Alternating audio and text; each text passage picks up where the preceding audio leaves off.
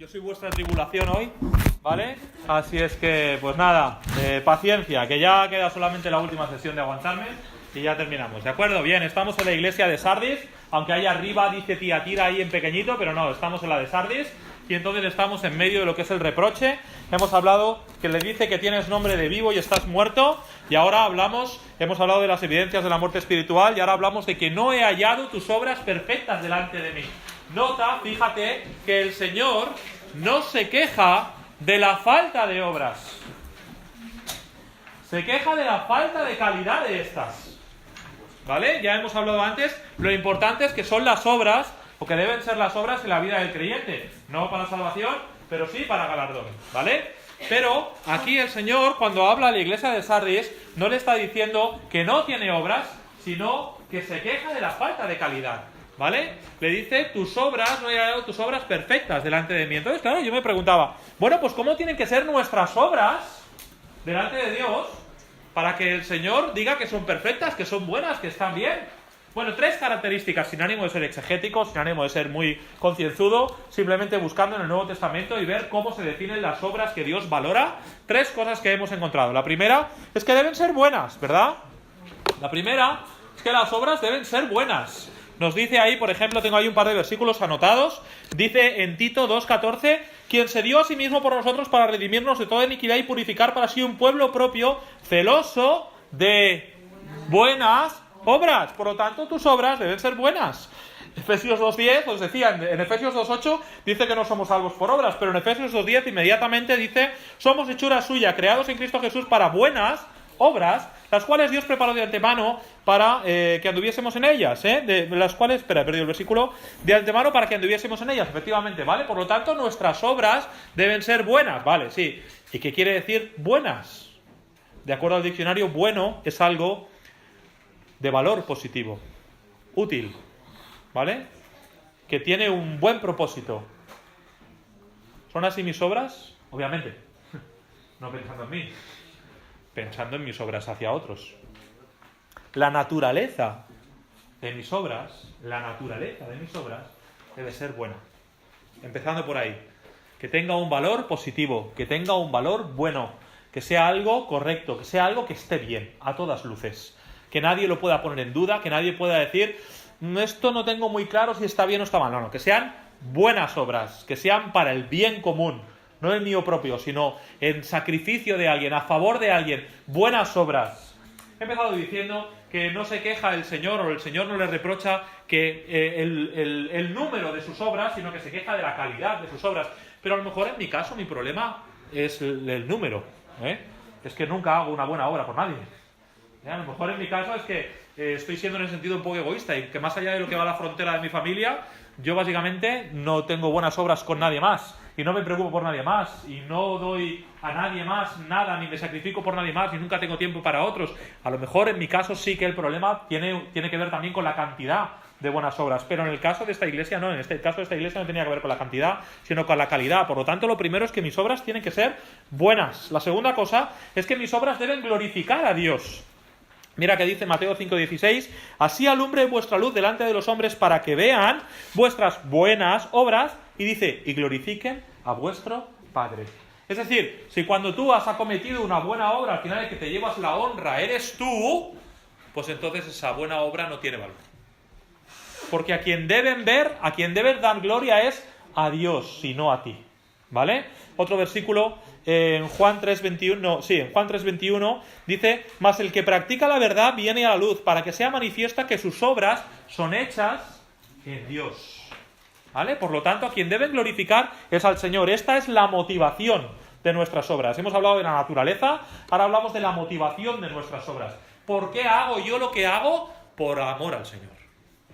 No es por otra cosa, no es porque me agrada, no es por altruismo, no es porque me apetece, no es porque me gusta, es por amor al Señor. Si esta es nuestra motivación, entonces nuestras obras sí serán perfectas delante del Señor. Y finalmente, sean buenas, glorificar a Dios, y finalmente que den testimonio de lo que creemos, que den testimonio de nuestra fe. Dice Santiago 2:18, pero alguno dirá, tú tienes fe, yo tengo obras, muéstrame tu fe sin tus obras y yo te me por mis obras. Es decir, lo que decíamos antes, tú dices que crees en el Señor Jesús, ¿dónde están tus obras?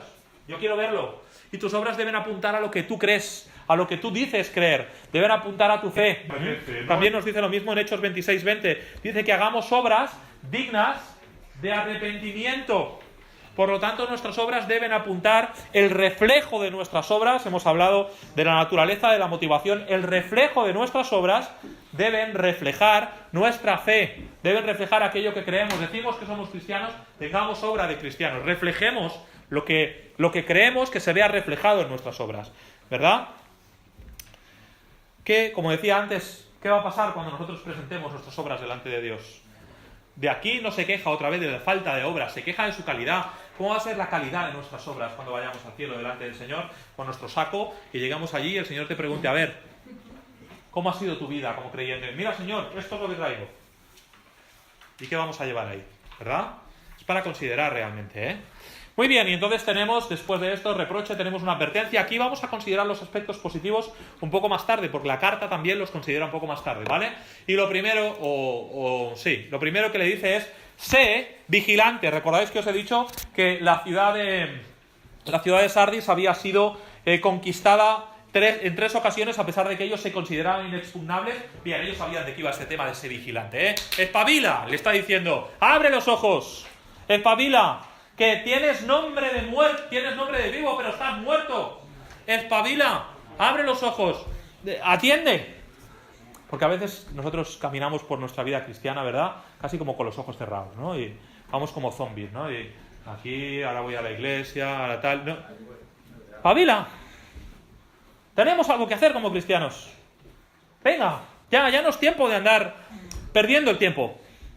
Tenemos que espabilar como pueblo de Dios, ¿sí? Y eso que le está diciendo aquí, espabila, ¿sí? Que Cristo viene, que el Señor viene pronto. Imagínate que tienes un examen mañana, tienes que presentar algo en el trabajo, tienes algo que hacer y tal, y se te echa el tiempo encima, ¿no? Pues espabila, que tienes algo que hacer, tienes algo que cumplir. El Señor viene pronto y te va a pedir cuentas. Venga, ¿te acuerdas aquella parábola de las 5 vírgenes?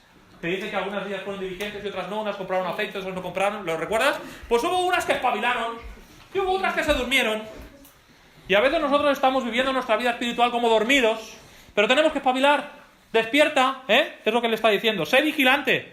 Y entonces la segunda cosa que dice, afirma las otras cosas que están para morir. Es decir, parece que había algo de esperanza, ¿eh? Que había algunas cosas que habían tenido pero que se estaban muriendo. ¡Ay, pues eso que tenías antes, ya lo hemos mencionado antes, ¿verdad? Eso que tenías antes que ahora no tienes, eso es lo que tienes que vigilar. Antes tenías amor que ahora no tienes, pues tiene que volver a venir. Antes tenías fe que ahora no viene, tiene que volver a venir. Antes servías al Señor y ahora no lo haces, tiene que volver a venir.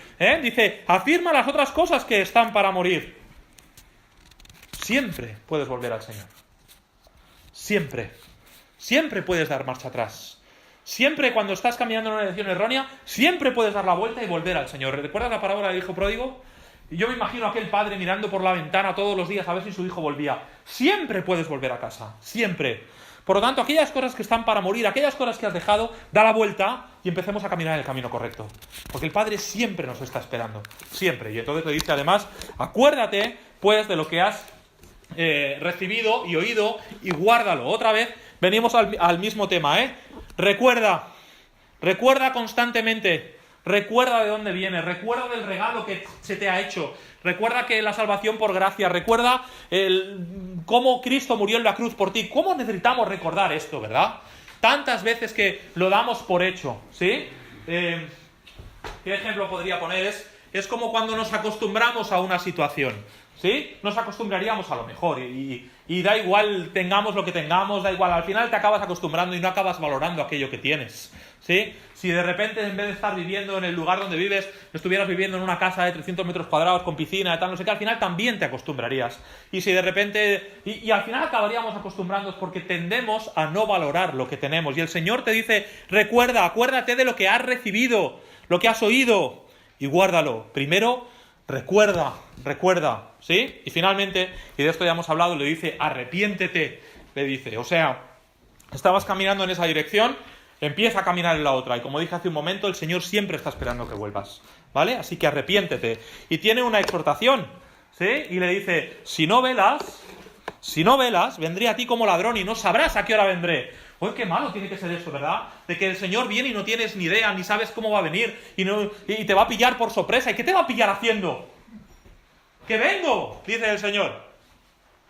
¿Sabes? Como cuando estábamos en clase y la clase salía alborotada y estábamos todos tirándonos cosas a la cabeza y tirando aviones de papel y no sé qué con un canuto, tal, no sé qué. Y de repente abría el profesor la puerta y todo el mundo... ¿No? Nos ha pillado. Que no nos pase eso con el Señor. Que nos halle sirviéndole. Que no nos halle ahí liándola, que no nos halle ahí pues haciendo lo que a nosotros nos da la gana, que no nos halle simplemente viviendo nuestra vida y olvidándonos de sus cosas, que nos halle sirviéndole a Él. Que cuando venga, y no sabemos cuándo será, pero que nos halle sirviéndole. No que nos pille de sorpresa como te pilla un ladrón, ¿verdad? No que nos pille de sorpresa, me ha pillado. No. Que cuando te pille tú digas, sí, Señor, te estaba esperando. Y por eso estoy haciendo lo que estoy haciendo. Que aunque en un sentido sea una sorpresa, pero que no sea una sorpresa en el sentido de uy, me tenía que haber preparado antes, ¿no? No. Que sea una sorpresa agradable, decir, Señor, aquí estoy, te estaba esperando. Aquí está todo listo. He estado haciendo lo que tenía que hacer hasta el día de hoy. ¿Verdad? Entonces esa es la exhortación. Y entonces tenemos algunos aspectos positivos, Los menciona aquí más tarde, los menciona en el versículo 4. Primero habla de las cosas malas, de las negativas, pero en el versículo 4 entonces dice: pero tienes unas pocas personas en Sardis que no han manchado sus vestiduras, andarán conmigo en vestiduras blancas, porque son dignas. Tienes unas pocas personas. ¿Dónde estarías tú? ¿Con la minoría? ¿O estarías con el grupo que va caminando por el camino erróneo? Bien, es para considerar, ¿verdad? Si mañana todo el mundo en su iglesia se tuerce, si viene un pastor nuevo y empieza a cambiar las cosas, ¿dónde vas a estar tú? Si de repente tu familia abandona al Señor, ¿dónde vas a estar tú? A veces estar con la minoría es dificultoso. A veces estar con la minoría cuesta más. Esto es una minoría. Aquí eran los menos los que estaban haciendo bien las cosas. Me pregunto, ¿dónde estaría yo si estuviera en la iglesia de Sardis? ¿Me hubiera ido con el grupo grande a hacer lo que todos hacían, siguiendo otro refrán de mi madre, ¿dónde va Vicente? ¿Dónde va la gente? ¿Verdad? Pues siguiendo a todo el mundo. ¿O me hubiera quedado plantado haciendo lo que sé que debo hacer, a pesar de que nadie más lo haga? Ya no estoy hablando de que el mundo va por un lado y yo voy por otro. No, estoy hablando de mi propia iglesia. Estoy hablando de que creyentes van por un lado y yo me quedo donde estoy y no me muevo. ¿Verdad? ¿Qué haríamos cada uno de nosotros? Porque esto es una minoría. Y entonces dice: y andarán conmigo en vestiduras blancas, porque son dignas. Obviamente la dignidad del creyente se mide por las vestiduras que tiene. No hay nada en nosotros que sea digno. Somos dignos en Cristo, que es quien nos ha vestido de su justicia. Por eso el Señor puede hablar de que son dignos. Y me encanta que dice que andarán. No dice que se sentarán, Dice andarán conmigo. Porque la vida cristiana, hermano, es una vida de caminar, No es una vida estática. No es una vida de quedar separado. Es una vida de ponerse manos a la obra. Es una vida de andar. Es una vida de ponerse a funcionar. Otra vez, acuérdate de lo que le dice antes, espabila. Andarán conmigo. Y serán dignos. ¿Pero por qué serán dignos? ¿Porque cada uno de nosotros es digno? Bueno, no. Son dignos porque llevan esas vestiduras blancas que les ha proporcionado Cristo. Eso es lo que les hace dignos, es lo que les hace justos, es lo que les hace santos delante de Dios. Y entonces aquí tenemos la promesa finalmente. Dice: el que venciere será vestido de vestiduras blancas. Otra vez hablamos del tema del que venciere. La promesa es para el vencedor. Ya hemos tocado ese tema antes, pero fíjate que está hablando de esas vestiduras blancas. No hay acusación que se sostenga contra nosotros. Porque en Cristo hemos vencido. Porque Él nos ha hecho justos. Porque Él nos ha hecho santos. Esas vestiduras blancas obviamente representan santidad, representan justicia. Pero eso es lo que Cristo nos ha dado a cada uno de nosotros, ¿vale? Dice: y no borraré su nombre del libro de la vida. Claro, esta frase suscita una pregunta, ¿no? Que es, entonces, ¿se puede borrar el nombre del libro de la vida? El Señor dice: no te preocupes, que no borraré tu nombre del libro de la vida. Y entonces tú dices: entonces a algunos sí se les borrará. Si yo soy fiel, mi nombre no se borrará, pero el que no sea fiel, ¿su nombre será borrado? La respuesta es no. Si ha creído. Aquel que es hijo es hijo.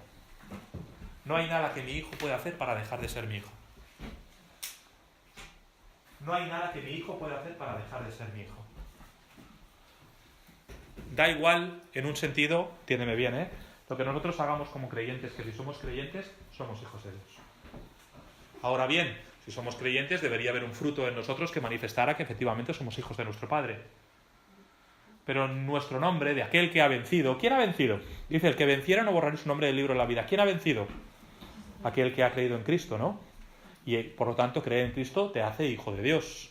Así pues, todo el que posicionalmente ha vencido, el que en Cristo ha obtenido la victoria, su nombre no será borrado del libro de la vida. Es obvio, es hijo de Dios. El que no aparecerá en el libro de la vida será aquel que no ha vencido. Pero aquel que no ha vencido es el que nunca ha conocido a Cristo como su Salvador. Porque en Cristo somos más que vencedores. ¿Entendéis o no? ¿Entendemos cómo funciona este versículo? Podríamos aportar otros versículos, por supuesto. ¿Recuerdas cuando el Señor Jesús dice que nadie las arrebatará las ovejas que el Padre me ha dado, nadie las arrebatará de la mano de mi Padre? ¿Puedes tú abrir la mano de Dios? ¿Alguien va a abrir la mano de Dios y va a sacar algo de ahí? Imagínate alguno de los bebés que ha venido, el de Dani y Jordan que estaban antes por ahí, ¿verdad? Voy yo y le digo, si me abres la mano, te doy lo que hay dentro. ¿Y tú te crees que ese bebé puede abrir mi mano? ¿Tú crees que alguien puede? Pues aún tendría más posibilidades ese bebé de abrir mi mano que alguien de abrir la mano de Dios. Nadie puede abrir la mano de Dios. Si tú estás en la mano de Dios, ¿quién te va a sacar de ahí? ¿Verdad? Nadie. Bien, entonces esto en cuanto a la promesa, y finalmente nos queda la última parte, dice, confesaré su nombre delante de mi Padre y delante de sus ángeles. Esto es algo que me gusta mucho, porque es como que Cristo coge a su novia, a la iglesia, y la lleva delante del Padre, y le dice, Señor, mira, esta es mi novia, y está orgulloso, y está feliz de quién es, ¿verdad? Es como el primer día que llegaste con tu novia a casa y se la presentaste a tus padres, y tú estás contento, estás contenta de ver, mira papá, mira mamá, este es el chico, mira qué guapo es, mira cuánto sabe, mira qué listo es, mira cómo me trata, mira, este es, y tú, orgulloso, orgullosa de presentarle a esa persona que tú amas, a aquellas personas que tú quieres, en este caso tus padres o quien sea, pues el Señor, de la misma forma. Dice, confesaré su nombre delante de mi Padre. Mira, Señor, estos son los salvos. Estos son los que he rescatado. El Señor está preparando para sí una iglesia santa, sin mancha. Y así debemos llegar delante del Padre. De forma que cuando vayamos a las bodas del Cordero, eso sea lo que seamos, una iglesia santa, sin mancha. Y el Señor Jesús pueda decirle al Padre, mira, esta es la iglesia. Estos son los que han sido rescatados. Y que pueda estar, digámoslo así, orgulloso de cada uno de nosotros. Ahora lo aplicamos personalmente, ¿no? ¿Podría el Señor Jesús estar orgulloso de cada uno de nosotros? Y presentarnos orgullosamente delante del Padre. ¿Recuerdas cómo el Señor habla de Job? Y le dice a Satanás, ¿lo recuerdas? Mira a mi siervo Job, no hay un varón más justo que él en toda la tierra. Y se le nota al Señor, pues ese punto, hablando humanamente, de decir qué contento estaba el Señor con su siervo, ¿no? Qué orgulloso estaba de ese hombre. Al punto que lo presenta a Satanás y dice, mira, ahí lo tienes. Es el hombre más recto que hay sobre la tierra. Podría el Señor hablar en términos similares, y más no, de alguno de nosotros y decir, estoy orgulloso y contento de este siervo mío. Simplemente escucharemos bien, buen siervo y fiel cuando lleguemos al cielo. ¿Podrá el Señor confesar cada uno de nuestros nombres y decir, mira, Padre, este es... y estoy contento de él, estoy contento que es salvo, estoy contento de la vida que ha llevado, estoy contento de cómo me ha servido? Y entonces pues terminamos la iglesia de Sardis y entramos en lo que sería la iglesia de Filadelfia. Y entonces hablemos brevemente de la ciudad. Tenemos algunas cosas que destacan ahí. En primer lugar, el significado, quiere decir amor fraternal, lo mencionábamos esta mañana, filos, amor, delfos, hermano, quiere decir amor fraternal. Fue una ciudad fundada hacia el 190 a.C. por el rey Atalo II en honor de su hermano, y por eso le puso Filadelfia, amor fraternal, ¿vale? Porque era en honor a su hermano. Era llamada la pequeña Atenas, o sea que era una ciudad bonita, era una ciudad, tenía una acrópolis pues grande, etcétera, y entonces también fue una ciudad que estaba en una zona que sufrió muchos terremotos. Y ahora veremos cómo eso tiene cierta relación con el pasaje que vamos a ver a continuación. Especialmente hubo un terremoto muy importante en el 17 a.C., en toda la zona. El emperador de Roma ayudó a reconstruir toda la zona que se había destrozado y muchas de las ciudades volvieron a resurgir, pero los ciudadanos de Filadelfia, muchos no quisieron volver, porque la ciudad siguió teniendo réplicas, ¿vale? Y entonces algunos literalmente tenían miedo de que les cayera la casa encima, porque estaba en una zona donde había muchos terremotos en ese momento. ¿De acuerdo? Muy bien, rápidamente, hablando de estas cosas, tenéis también ahí el tema del dios Baco. Es obvio que era una ciudad dedicada a la industria del vino, etcétera, tal, por lo tanto su dios era el dios. Esto es como el tema de los patrones que tienen los católicos, es lo mismo, ¿eh? El patrón de los carpinteros es San José y el patrón de los marineros es San no sé cuántos y el tal. Pues aquí, claro, pues tenían un dios que bebía vino, pues el patrón de los que cultivan uva, pues va a ser Baco, porque se pone siempre de vino hasta arriba, ¿no? Y es normal, ¿vale? Bueno, para que veáis que a veces no hay tanta diferencia entre la religión de los griegos del siglo III a.C. y los patrones y las vírgenes y las historias que tienen todavía los católicos hoy en día, ¿vale? Al final estamos hablando prácticamente de lo mismo, ¿eh? Bien, vamos allá. Entonces hablamos de la aplicación histórica. Esto iría desde los primeros avivamientos hasta la conferencia misionera de Edimburgo. Como decíamos esta mañana, esta es la época de los avivamientos, es la época de los Wesley, es la época de Whitefield, es la época... No, Whitefield va antes. Es la época de Moody un poco más tarde, es la época de gente como Adoniram Hudson, es la época de Hudson Taylor, es la época de David Brainerd, es la época de tantos y tantos misioneros, de David Livingstone, de tantos otros misioneros que hemos conocido. Esta es la época, ¿vale? Es una época de la iglesia misionera, es lo que es la iglesia de Filadelfia, la iglesia misionera. Y entonces, bueno, justamente los nombres que acabo de mencionar, Carey, Hudson Taylor, que es diferente, ¿vale? Brainerd, Livingstone, traducción de la Biblia a muchos idiomas diferentes, al menos en el Nuevo Testamento podríamos decir que se traduce por lo menos a todos los idiomas principales del mundo en esta época, ¿vale? Las sociedades bíblicas nacen también en esta época. Así pues, tenemos una época muy floreciente en cuanto al cristianismo. Aquí mismo, en España, al final de esa época, tenemos lo que sería la Segunda Reforma, ¿sí? La primera reforma aquí en España caló muy poco, enseguida la Inquisición arrasó con todo, ¿vale? Estamos hablando sobre el año 1550 aproximadamente, a caballo entre Carlos V y Felipe II, a caballo, estoy imaginando a Carlos V a caballo, claro, igual. Entonces, entre Carlos V y Felipe II aproximadamente, esa es la época de la Inquisición y todo eso, y los focos protestantes que había, especialmente en Sevilla y en Valladolid, fueron arrasados aquí, pero para inicio del siglo XIX, ya os digo, al final de esta época, para inicio del siglo XIX aquí en España tuvimos el inicio de la Segunda Reforma Protestante, y ahí tenemos otra vez muchas conversiones en España, muchos lugares donde hubo testimonio evangélico, etcétera. También al final con el tema de la Guerra Civil Española pues todo otra vez se vino a pique, pero hasta ese momento, durante esos años, hubo un buen movimiento protestante aquí en la península ibérica, ¿vale? Entonces, el emisor del mensaje, ¿cómo se presenta el Señor Jesús? Se presenta como el santo, como el verdadero y como el que tiene las llaves de David. En primer lugar, como el santo, y no es cosa pequeña, que se presente así. Hemos dicho que el Señor es santo, es decir, que Él encarna la santidad, la limpieza, la justicia, la pureza. Y eso me hace pensar en dos cosas diferentes. La primera, si eres así, ¿cómo debo ser yo? ¿Verdad? Dice el Señor, sed santos porque yo soy santo, ¿sí? Por lo tanto, mi deseo debe ser buscar esa santidad, buscar esa pureza. Y la segunda cosa en la cual me hace pensar es que Él, siendo como es, cargó con mis pecados y fue a la cruz. Aquel que es impoluto, aquel que no tenía ni un rasgo de pecado ni de suciedad en Él, aquel cargó con todos mis pecados y fue a la cruz. Por lo tanto, eso me debería llevar al primer punto. Y me debería llevar a decidir vivir una vida santa, porque Él, siendo santo, se hizo pecado por mí. Y mi forma, entonces, de agradecimiento debería ser, siendo yo pecador, vivir santamente por Él. ¿Verdad? Así, en primer lugar, que es santo. En segundo lugar, que es verdadero. El Señor Jesús es verdadero por dos motivos. En primer lugar, porque es verídico, porque siempre dice la verdad. Pero en segundo lugar, y de esto hablaba esta mañana con el tema de la moneda, porque es genuino. El Señor Jesús es verdadero porque es genuino, porque lo que dice es, y porque lo que habla así es. No hay un doble valor en Él. No es como la moneda de cobre que no es de cobre, que os enseñaba esta mañana, ¿sí? No es como el billete que vale esto pero que realmente no tiene ese valor. El Señor Jesús es genuino, ¿Sí? En Él tenemos todo lo que necesitamos. Y de nuevo la pregunta para cada uno de nosotros sería, si yo soy genuino, si yo tengo el valor que debería tener como cristiano.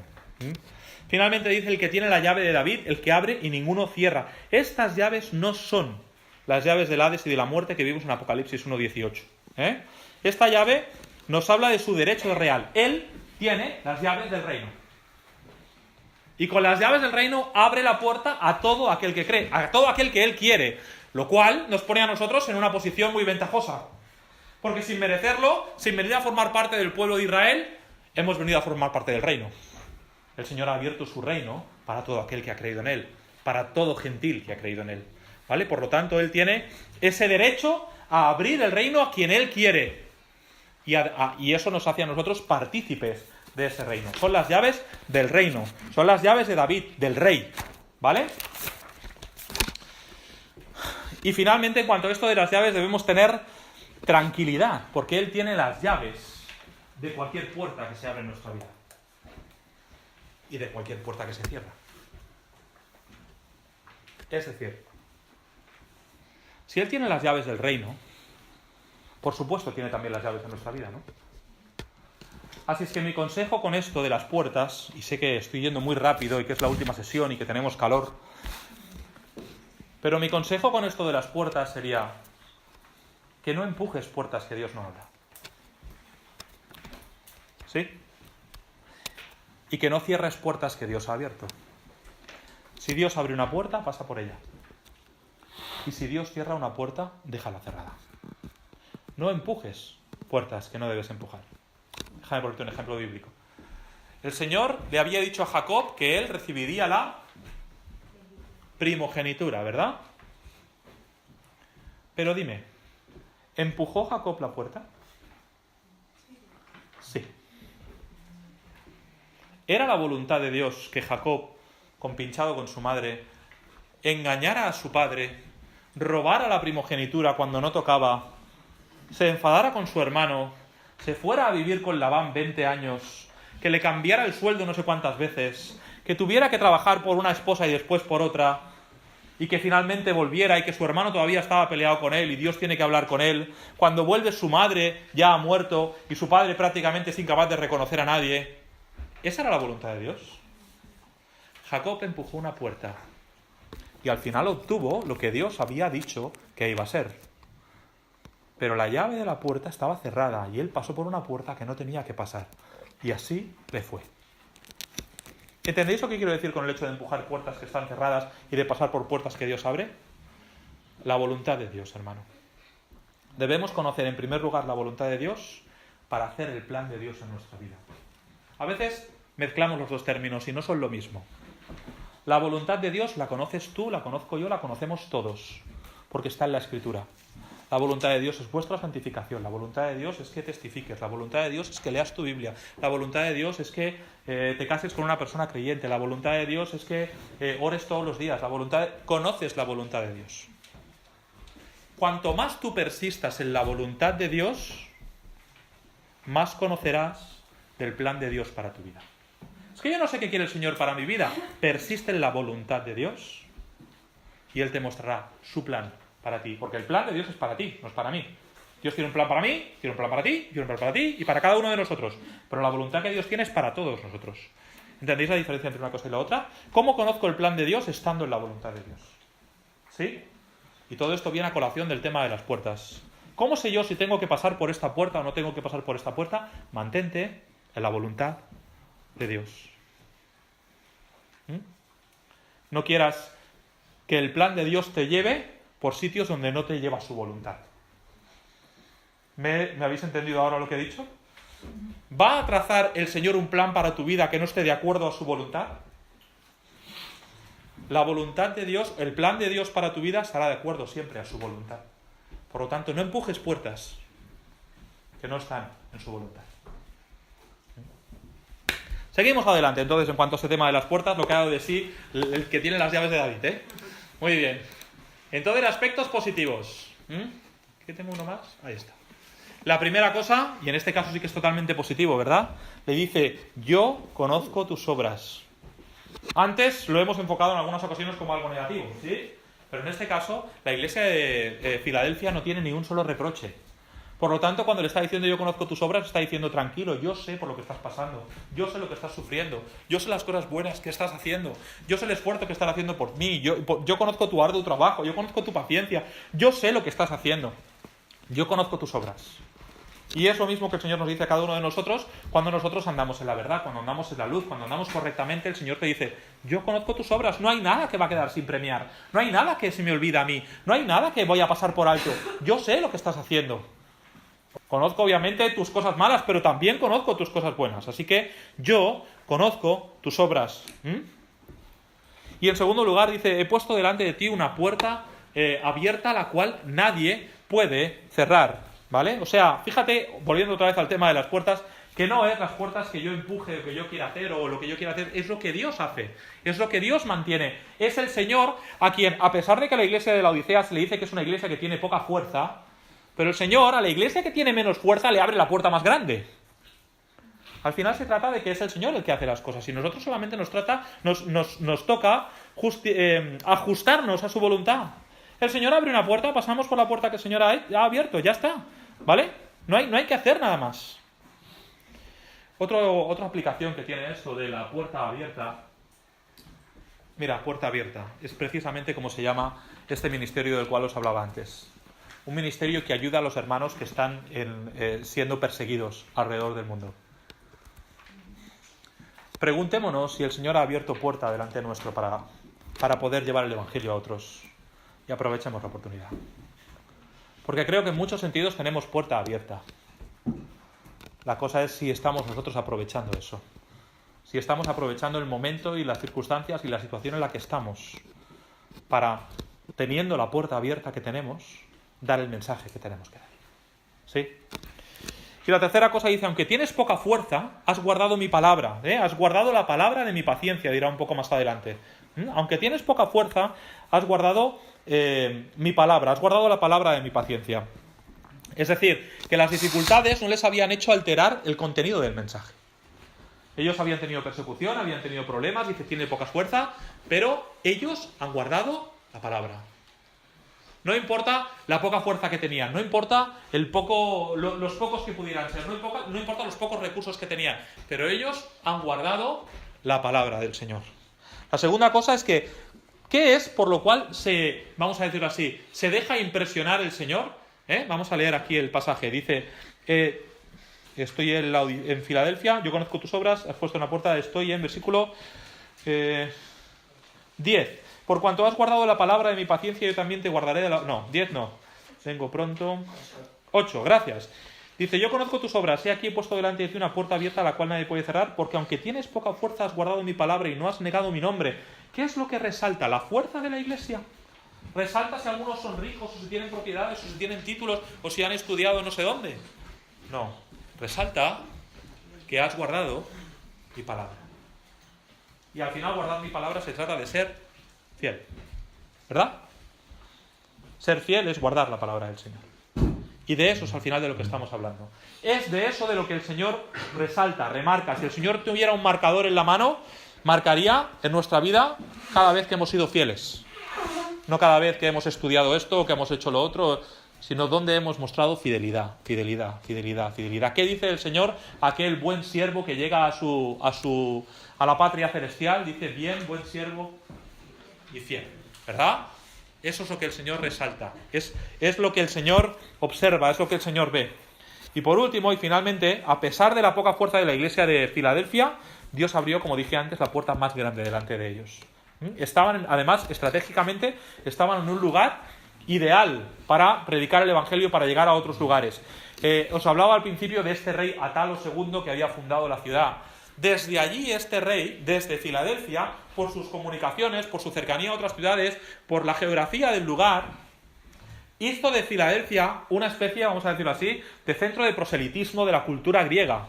Desde allí quiso convencer culturalmente a todas las otras ciudades de la importancia de la cultura griega, ¿vale? Por eso Filadelfia era una puerta abierta, por eso tenía comunicaciones con todas las otras ciudades, por eso podía llevar cualquier mensaje a otra ciudad, ¿sí? Y es a eso a lo que se refiere cuando habla aquí de que tenían una puerta grande abierta delante de ellos. Finalmente dice, no has negado mi nombre. No has negado mi nombre. Como he dicho antes, no era simplemente una expresión. Era exactamente lo que se les exigía que hicieran, negar el nombre de Jesús. Y es exactamente lo que ellos no hicieron. Y otra vez deberíamos reflexionar sobre esto, ¿qué haríamos nosotros en su situación? Donde se nos pide que neguemos el nombre del Señor. Fíjate que era sencillo, Era tan fácil como ofrecer un poquito de incienso y decir, César es el Señor. Ya está, te vas a tu casa y sigues con lo tuyo. De alguna forma no les importaba mucho si tú eras cristiano o da igual la religión que tú tuvieras. Así como había cristianos, seguro que había otros que seguían otros dioses en cualquier otra parte de cualquier otro lugar. Mientras que dijeran, César es el Señor, haz luego lo que quieras, vete a tu casa y sigue al Dios que tú quieras. Pero primero tienes que decir, César es el Señor. Para los días del primer siglo, cada vez que hacían eso recibían un certificado que se llamaba libelo. Te liberaba, en latín, se llamaba libelo, ese certificado. Y entonces cuando venía la persecución, algunos de los cristianos cayeron en esta práctica y negaron el nombre del Señor Jesús y recibieron su certificado. Otros consiguieron su certificado porque sobornaron a algún funcionario, ¿vale? Y así había algunos que no habían pasado por la persecución, no habían pasado por el martirio, porque tenían su certificado, que lo habían conseguido o bien negando el nombre del Señor o bien de alguna forma fraudulenta. Y llegamos entonces al año 325, Concilio de Nicea, ¿vale? Donde ya llevan 12 años desde el Edicto de Milán, donde la religión cristiana es religión de todo el imperio, y allá al concilio llegan algunos que han sufrido martirio y otros que no. Y la Iglesia dice, bueno, ¿y ahora qué hacemos? ¿Qué hacemos con aquellos que han sido fieles al Señor y han recibido martirio y han perdido sus posesiones y lo han perdido todo por no negar el nombre? ¿Y qué hacemos con aquellos que han negado al Señor en esto o han negado al Señor en esto otro o han conseguido el libelo de alguna forma y tienen la cuestión de lo que llamarán los libeláticos en ese concilio? ¿Dónde estaríamos nosotros? ¿Qué habríamos hecho? ¿Cuál sería nuestra posición? Nos da que pensar, nos da que pensar. No has negado mi nombre. Y entonces le exhorta, ¿verdad? Y le dice, no, esto no es, ¿no? Esto ya lo hemos dicho, ¿vale? Exhortación, dice, vengo pronto, retén lo que tienes. En primer lugar, vengo pronto. Esto es algo hermoso, ¿verdad? Que estemos esperando la venida del Señor. Dice, vengo pronto, y luego le dice, retén lo que tienes. Otra vez, es lo mismo que hablábamos en la iglesia anterior. ¿Podemos nosotros decir que estamos reteniendo lo que tenemos? Que no hemos perdido nuestra fe, nuestro amor, nuestra paciencia, que no estamos perdiendo, sino que estamos ganando. Dice, ¿para qué? Dice, para que ninguno tome tu corona. Para que ninguno tome tu corona. Esto tiene la aplicación de como si fuera una carrera de atletismo, ¿sí? Tiene la aplicación de que vas corriendo en una carrera y entonces de repente llegas a la meta y la corona que te tenían que dar estás descalificado porque no has corrido bien. Porque no has corrido correctamente, porque has infringido las normas. Así que has perdido tu galardón. Que no nos pase eso cuando lleguemos al cielo. El Señor nos dice Pablo en 1 Corintios, que estamos en una carrera y que tenemos que correr de tal forma que obtengamos el premio. Nos dice en 1 Timoteo que debemos nosotros correr la carrera y el que corre la carrera dice de todo se abstiene. El que quiere pelear la batalla de todo se abstiene. Y así debemos nosotros correr esa carrera. ¿De acuerdo? Así pues, que no nos pase a nosotros que pensemos estar corriendo bien, pero que en el fondo estemos corriendo mal. Que lleguemos al cielo, como decíamos antes con el tema de las obras, y que todas nuestras obras sean quemadas en el fuego, porque son heno, porque son hojarasca, porque no son oro, no son piedras preciosas. Que corramos bien, que corramos conforme a las normas. ¿Dónde están las normas de la carrera? Están aquí. Están en la palabra de Dios. ¿Vale? Y entonces, en cuanto a la promesa, dice, aquí yo entrego la sinagoga de Satanás, que hay que ser judíos. Fíjate que dice, en primer lugar hay un cumplimiento, ¿vale? De esto, un cumplimiento real, que tenían que reconocer aquellos judíos tendrían que reconocer en algún momento, si no la segunda venida del Señor, pero tendrán que reconocer que los que estaban adorando al Mesías de una forma correcta eran aquellos judíos, ¿vale? No quiero tomar mucho tiempo aquí, es que me queda todavía una iglesia entera y estoy un poco dudando mientras hablo con vosotros, ¿vale? Así que vamos a pasar esto así un poco por delante, ¿vale? La sinagoga de Satanás. Fíjate qué duro es el Señor cuando habla, aunque sea su pueblo, cuando habla con aquellos que rechazan al Mesías. ¿Cómo el Señor nos perdonará después a nosotros? Si es así de duro con el pueblo de Israel, si lo ha sido a través de toda la historia, les ha dado oportunidades para arrepentirse una, otra y al final no se han arrepentido, ¿por qué nosotros tenemos que pensar que el Señor va a darnos más oportunidades en ese sentido? ¿Verdad? Dice, yo también te guardaré la prueba que ha de venir. Dice, yo también te guardaré de la prueba que ha de venir. De nuevo, esto tiene un doble cumplimiento, ¿sabes? Tendrá un cumplimiento. La prueba que ha de venir sobre el mundo entero, ¿qué es? Yo sé que cuesta hasta ahora, pero ¿qué es? La gran tribulación. Por lo tanto, eso no ha llegado todavía, ¿vale?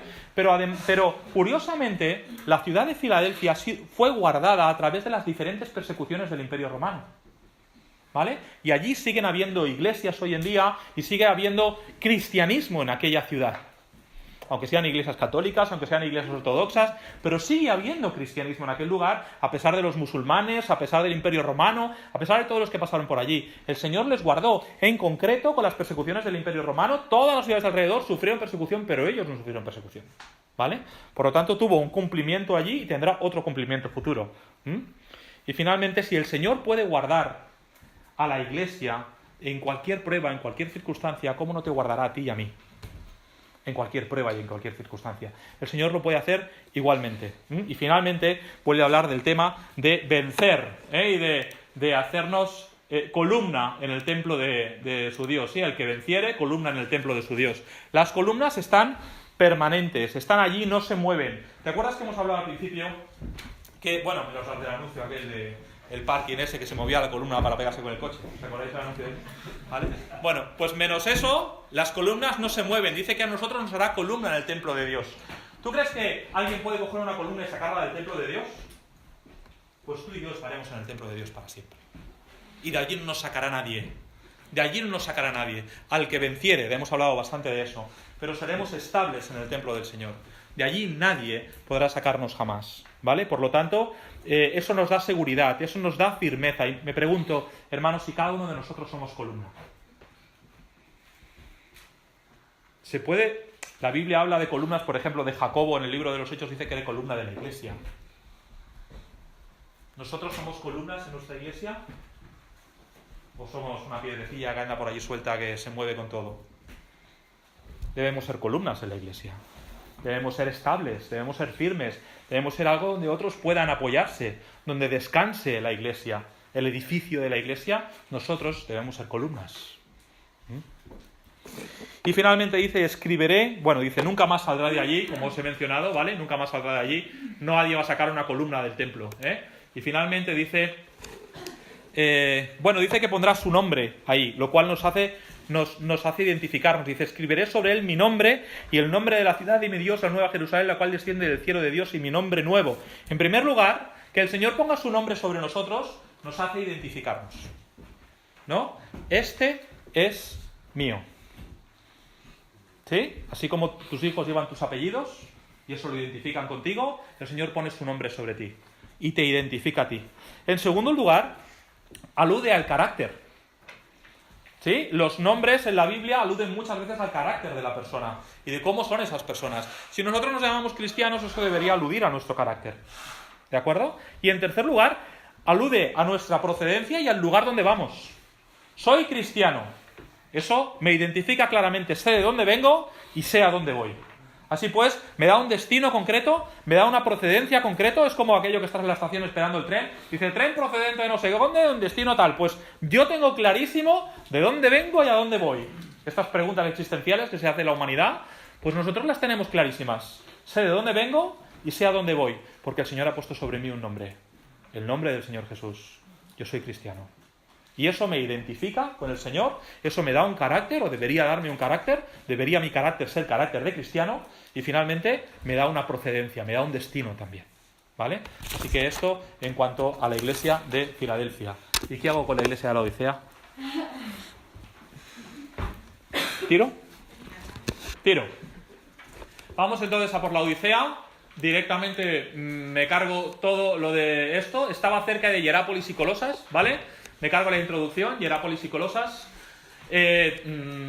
Sus industrias principales eran bancos, industria de lana, tenía un centro oftalmológico, y es importante que notemos que el agua de Hierápolis y Colosas le llegaba a la ciudad de la Odisea, que en Hierápolis había termas de un balneario de agua caliente, y que en Colosas el agua venía directamente de la montaña. Por lo tanto, el agua que llegaba a la Odisea era un agua tibia. Llegaba caliente de un sitio, fría de otra, y al mezclarse, el agua que llegaba era un agua tibia, ¿vale? Como veis, esto es el balneario de Pamukkale, esto está en Hierápolis, ¿vale? Son unos baños termales, es un lugar hermoso, donde tienes que ir con tu mujer algún día allí, seguro, a disfrutarlo, ¿vale? Y entonces la aplicación histórica es básicamente la iglesia donde estamos hoy nosotros en día. Es una iglesia que necesita un avivamiento. Nadie puede avivar a un muerto. El avivamiento, hermanos, para un creyente. ¿Entendemos esto, verdad? Fruto de un avivamiento en los creyentes es que después los creyentes predican y las almas se convierten. Pero los avivamientos son para creyentes. ¿De acuerdo? Como dije, ¿eh? Entonces, ¿quién es este emisor del mensaje? Es el amén. En el Señor tenemos garantía de toda cosa. No hay nada sin Cristo. Es en Él que tenemos la garantía. Es importante que entendamos esto. Él es el testigo fiel y verdadero. Y ya recuerdas lo que hemos dicho en cuanto al tema del testigo, ¿verdad? Una vez más el Señor se presenta como el mártir, como el testigo fiel y verdadero. Es el principio de la creación de Dios. Por lo tanto, no es cualquiera el que viene aquí y habla de estas cosas. Es el principio de la creación de Dios. Es el creador del universo el que viene a la iglesia de la Odisea y le va a hablar. ¿Sí?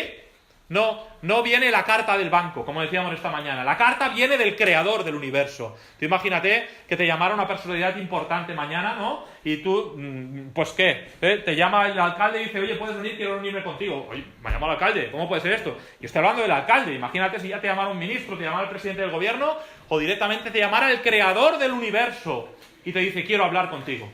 Ven, que tengo un par de cositas que decirte. Así que imagínate la gravedad del asunto. Aspectos positivos, 0. Conjunto vacío. Nada. Espero que ninguno en ese sentido seamos como la iglesia de la Odisea, ¿no? Que no tengamos ningún aspecto positivo que mencionar delante del Señor. Nada. Y reproches, le dice, no eres ni frío ni caliente,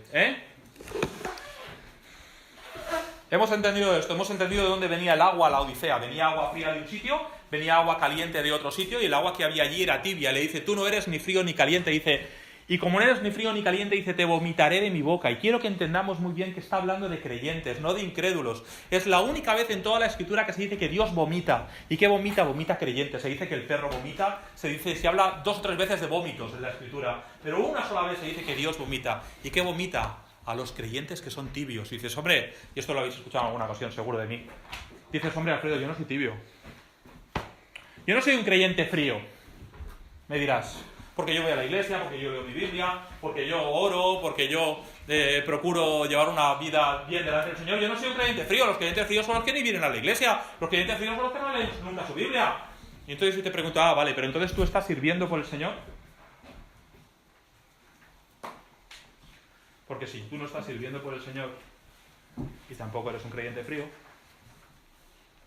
¿qué somos? Pues a lo mejor estamos más cerca de ser creyentes tibios de lo que creemos, ¿no? A lo mejor estamos más cerca de ser creyentes tibios de lo que creemos. Porque cuando dice que no eres ni frío ni caliente, la palabra caliente quiere decir está sirviendo. Estás sirviendo. Te pregunto, ¿estás sirviendo tú por el Señor? ¿Estoy sirviendo yo por el Señor? Creyente frío no soy. Si no, no estarías aquí hoy aguantando 5 horas de predicación, ¿verdad? Creyente frío no soy. Pero estoy sirviendo por el Señor. Entonces eso en qué me convierte. Y no hablo a nadie más que a mí mismo. A lo mejor estoy más cerca de ser un creyente tibio de lo que pensaba. Y al creyente tibio el Señor le dice, te vomitaré de mi boca. Y yo sé que es algo repugnante, pero quiero que pienses por un momento en esa imagen. Que Dios te vomita de su boca. Así es lo que le asquea al Señor un creyente tibio. Considera, por favor, si tal vez estamos más cerca de ser tibios de lo que cada uno de nosotros pensaba antes. Porque el Señor espera de cada uno de nosotros que estemos ardiendo por Él. Cantamos un himno que dice, haz arder mi alma. ¿Está tu alma ardiendo por el Señor? Porque si no es así, estamos bastante cerca del agua tibia, la que vomita el Señor de su boca. Y entonces ellos creían que lo tenían todo, que no necesitaban nada. Dice todo el pasaje, tú crees que eres rico, tú crees, le dice aquí versículo 17, tú dices, yo soy rico y me he enriquecido y de ninguna cosa tengo necesidad, ¿verdad? De ninguna cosa tengo necesidad. Dirá el incrédulo, yo no necesito nada. Dirá el incrédulo, ya estoy bien como estoy. Dirá el cristiano que no lee la Biblia, yo no necesito nada, ya soy salvo. ¿Para qué voy a leer? Tú dices, estaba exagerando, mi madre me contaba ayer exactamente esto de alguien, de una hermana de la iglesia. No, yo no necesito leer la Biblia. ¿Para qué no necesito ir a la iglesia? ¿Para qué voy a ir si siempre es lo mismo? No necesito nada. Tú crees, tú dices, yo ya no necesito nada. Yo ya no necesito nada, dice el cristiano que descuida la oración. ¿Para qué? ¿Qué voy a pedir? Si todo ya está bien, no necesito pedir nada. Yo no necesito ir a la iglesia. ¿Para qué? Si siempre es lo mismo. Yo en mi casa ya puedo adorar al Señor. Y el Señor le dice a la iglesia de la Odisea, le dice, tú dices que eres rico, que lo tienes todo, que no te hace falta nada. Dice, pero yo te digo, tú dices, yo soy rico y de ninguna cosa tengo necesidad, y no sabes que tú eres un desventurado, miserable, pobre, ciego y desnudo. ¿Recordáis que os he dicho que había un centro para las enfermedades oftalmológicas en la Odisea? Ellos sabían bien lo que era el colirio. Había médicos, eran tan famosos los médicos, los oftalmólogos que había allí, que hasta salían acuñados en algunas monedas, ¿vale? De la época. Así que sabían bien de lo que estaban hablando cuando el Señor dice, tú eres ciego. ¿Sabes qué? Ser ciego en el Nuevo Testamento se aplica solamente a los incrédulos. Dice que andan en tinieblas y que no ven, pero del creyente no se dice. Aquí, en la iglesia de la Odisea. Fíjate qué necedad que un creyente sea ciego, porque el creyente ve. Para que un creyente sea ciego tiene que provocarse la ceguera o directamente ponerse un pañuelo en los ojos o algo así. Fíjate qué tontería, ¿no? Que yo, pudiendo ver, decida andar con los ojos cerrados. El incrédulo es ciego, no ve. Pero una vez que has recibido la vista y el Señor te ha salvado, ¿para qué vamos a seguir andando con los ojos cerrados, no? ¿No sería una necedad? Pues eso es exactamente lo que el Señor le dice a la Odisea. Estás ciego, no eres ni capaz de ver cómo estás, de lo ciego que estás. Y entonces el Señor les advierte y le dice, te vomitaré de mi boca. Ten cuidado, hermano, con eso. Ten cuidado, ahí está la advertencia, No le estoy dando ni a esto, pero la verdad es que no importa. Y entonces llega y le exhorta y le dice, yo te aconsejo, versículo 18, fíjate que ni siquiera el Señor le ordena. Te aconsejo que si abres un poquito los ojos y ves cuál es tu situación real, hermano, deberíamos vernos a nosotros mismos así. Pobres, ciegos, miserables, desnudos. ¿Quieres un avivamiento en tu vida? Pues el primer paso es verte así. Porque si no te ves con necesidad, no necesitarás avivamiento. Primero necesitas ver en ti la necesidad. Si lo que quieres es un avivamiento en tu vida. Avivamos un fuego que se está apagando. No podemos avivar un fuego que ya está apagado. Si está apagado no hay fuego. Da igual que soples un poco, da igual que le hagas un poco de aire o que le pongas un poco más de leña. No se encenderá el fuego solo. Pero el Señor ha encendido en ti la llama del avivamiento y se está apagando. Hay que avivarla. Pero para eso te tienes que dar cuenta, me tengo que dar cuenta de mi condición y de mi necesidad. Así que el Señor ni siquiera ordena. El Señor solamente sugiere. Te aconsejo, dice, que de mí compres oro refinado en fuego para que seas rico. Lo cual nos habla otra vez de la palabra de Dios y nos habla de la purificación.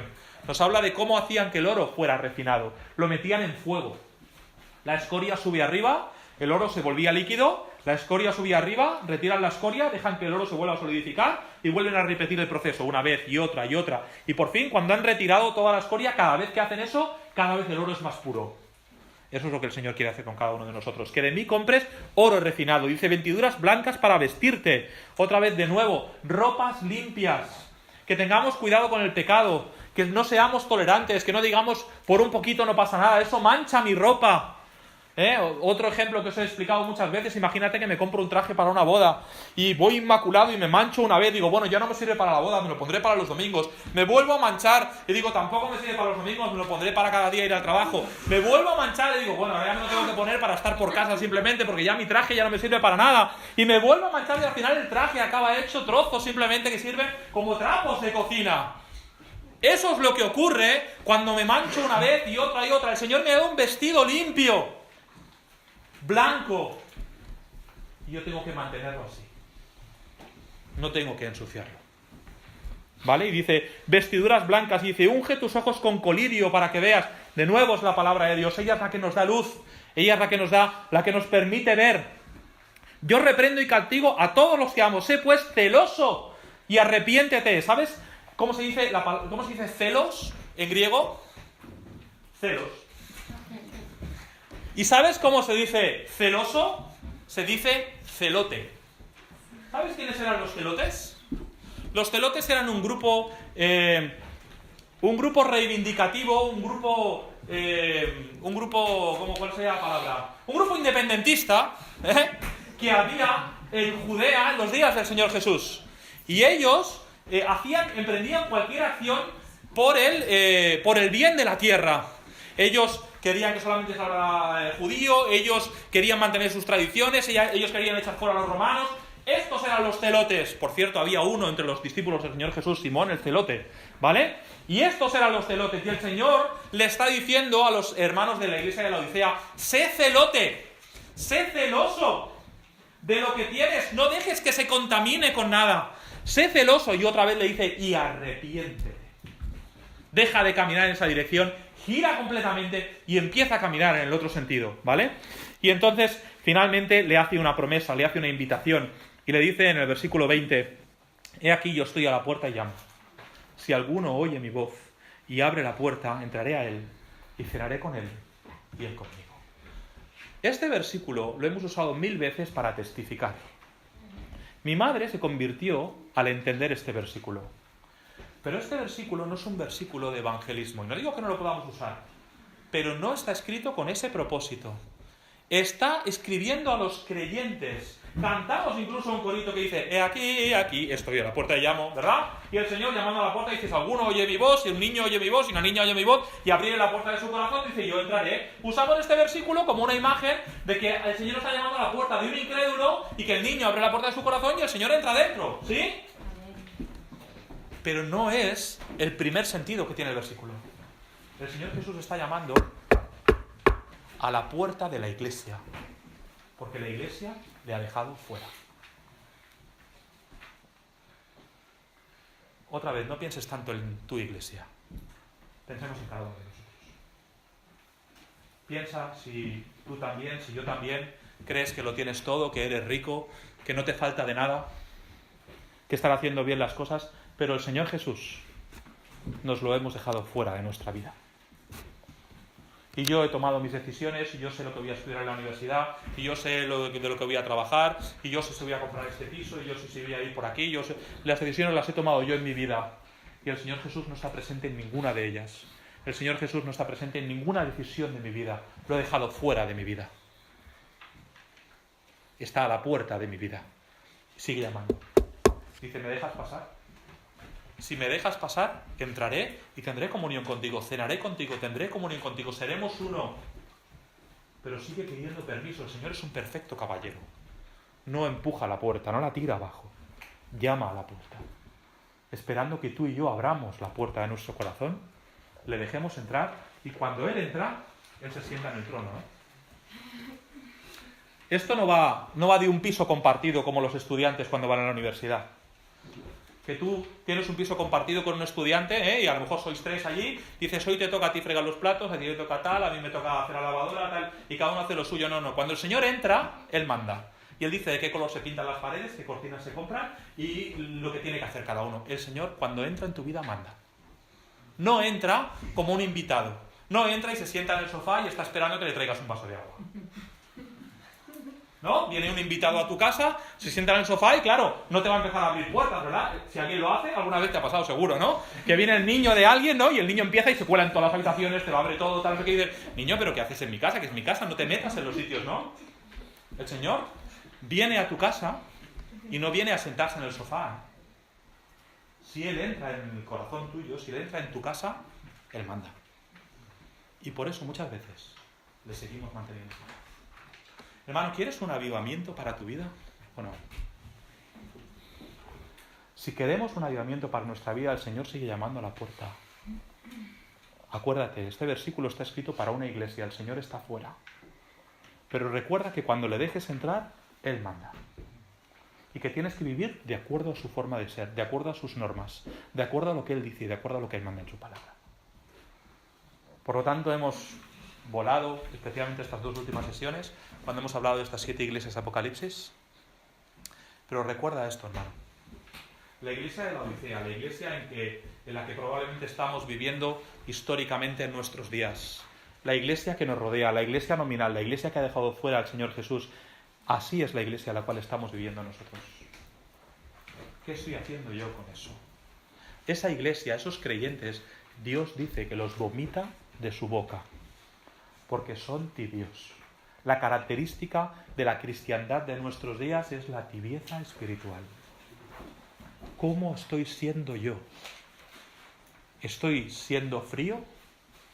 ¿Estoy hirviendo por el Señor? ¿O estoy siendo tibio? Confío que al menos nos haga esto pensar y reflexionar y no se quede solamente en un estudio más que va para el cajón, sino que te quedes con lo que el Señor espera de cada uno de nosotros, que estemos ardiendo por Él. Vamos a orar. Señor, perdóname por tantas y tantas y tantas veces en las que soy tibio y en las que no me defino completamente de lo que soy y en las que no hago las cosas como debiera, en las que no te doy en primer lugar, en las que no estoy ardiendo por ti, en las que decido conforme a mi conveniencia o lo que a mí me gusta. Oh Señor, ayúdanos a arrepentirnos y a caminar en la dirección correcta. Mucho hemos dicho hoy. Tú que nos conoces a cada uno, Señor, danos a cada uno lo que necesitamos y danos sobre todo el valor de tomar decisiones en nuestra vida. A pesar de que algunos de nosotros tenemos 30 o 40 años de creyentes, a pesar de que algunos de nosotros ya hace tiempo que no tomamos ninguna decisión por ti. Señor, danos el valor de que si en algo estamos andando mal, corregirlo, arrepentirnos y cambiarlo. Porque te amamos, Señor, y porque queremos hacer lo que tú mandas en tu palabra. Que estemos ardiendo por ti. Lo pedimos en el nombre de Cristo Jesús. Amén.